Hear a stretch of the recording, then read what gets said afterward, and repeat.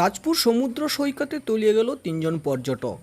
তাদের মধ্যে একজনকে জীবিত অবস্থায় উদ্ধার করলো নুলেরা এবং একজনকে মৃত অবস্থায় উদ্ধার করলো নুলেরা, আর একজন এখনও নিখোঁজ। তারা সবাই তাদের বাড়ি বারাসাত এলাকায়। তারা দীঘাতে বেড়াতে এসেছিল পরিবার পরিজনদের নিয়ে।